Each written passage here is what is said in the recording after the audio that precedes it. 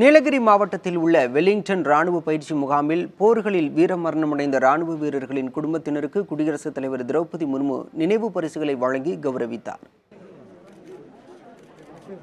4 நாட்கள் பயணமாக குடியரசுத் தலைவர் திரௌபதி முர்மு தமிழகம் வந்துள்ளார். நீலகிரி மாவட்டத்தில் உள்ள வெலிங்டன் ராணுவ பயிற்சி முகாமில் நடைபெற்ற நிகழ்வுகளில் அவர் பங்கேற்றார்.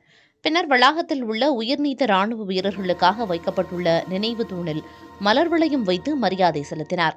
அங்கு அவருக்கு பேண்ட் வாத்தியங்கள் முழங்க ராணுவ மரியாதையுடன் வரவேற்பு வழங்கப்பட்டது. இதையடுத்து போர்களில் வீரமரணமடைந்த ராணுவ வீரர்களின் தாய் மற்றும் உறவினர்களுக்கு குடியரசுத் தலைவர் நினைவு பரிசுகளை வழங்கி கௌரவித்தார். ஒரே மகன் ஜி.ஆர். ராமகிருஷ்ணன் சியாச்சின் கிளேசியரில் 2001 ஆப்ரேஷன் மெக்தூத்துங்கிற போரில் வீரமரணம் அடைஞ்சிட்டாரு.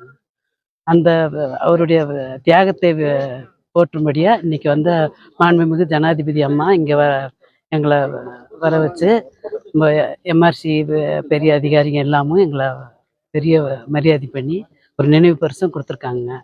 அதை பற்றி நான் என் மகனால் நான் பெரிய பெருமை அடைகிறேங்க சார்.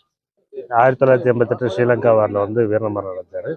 அதுக்காக இப்போ குடியரசு தலைவர் வந்ததுனால அழைச்சி எங்களுக்கு கௌரவப்படுத்தி ஒரு அவார்டு கொடுத்துருக்காங்க. இது ரொம்ப சந்தோஷமாக இருக்குது, பெருமையாக இருக்குது.